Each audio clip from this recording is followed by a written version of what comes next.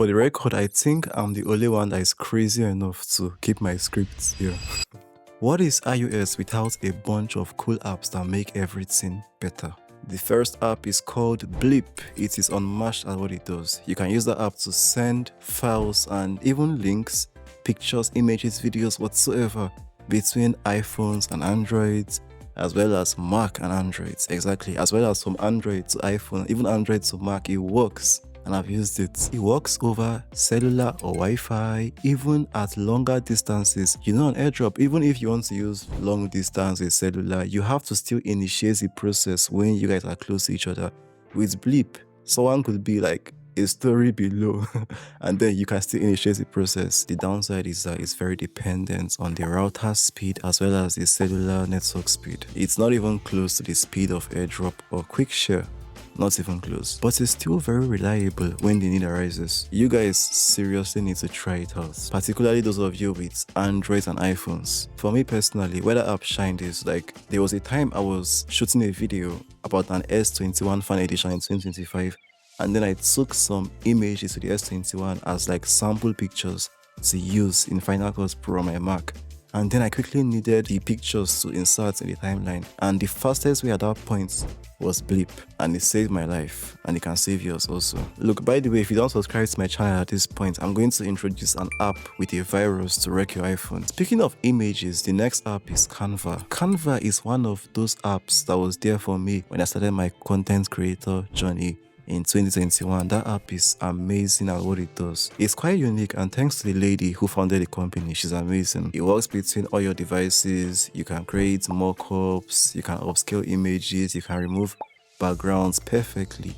Better than most AI enhanced platforms I've seen that remove backgrounds. You can create mock-ups of watches, t-shirts, phones, Macs, PCs, whatsoever. The third app is a black hole. Literally, that's the name, black hole. That app lets you save media, particularly videos, on any platform or almost any platform, including this one. Don't let YouTube hear that. Anyways, that's what the app does, and it's simple. Just by getting the link to that media and then throwing it into black hole, and the magic happens. Speaking of platforms and the internet in general, we all hate ads, right? And it's very easy to get rid of ads on Mac or on PC, not so easy on Android and iPhones. For most of you on iPhones, you guys mean Safari, right?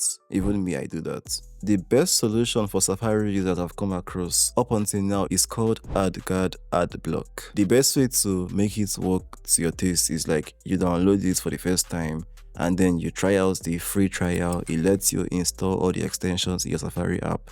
And then even after the free trial ends, the stuff you installed still remains there, keeping you free from ads. It works for me anyways. Unintended, but I'm enjoying the fruits of my labor. Honorable mention, CapCut will have been on this list, but then they had to just bring that silly updates where, you know, they made the free thing that made CapCut so phenomenal.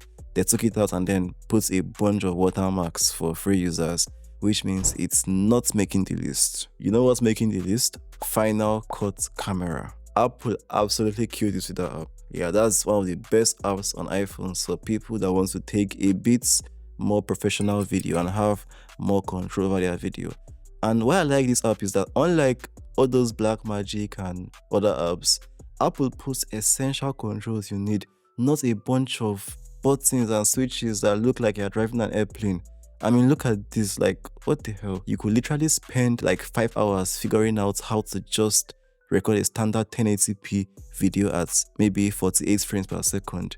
But then it's very easy to get accustomed to Final Cut Camera because it looks like your native iOS camera app, and it was built with the same sweet language, which even makes it run efficiency on Apple Silicon in your iPhone. For me though, what stood out in the app is that I got to have more control over exposure, yeah, which is one of the main things I try to mess with when I'm recording my videos. Oh, and lately they even introduced 50 frames per second recording, and also the option to use the 44mm lens, yeah, for a 2x optical zoom on 14 Pros and later. Also recording spatial video on the 16 series. Yeah, there are many stuff Apple added to the app, and what you'd even see depends on the level of iPhone you have.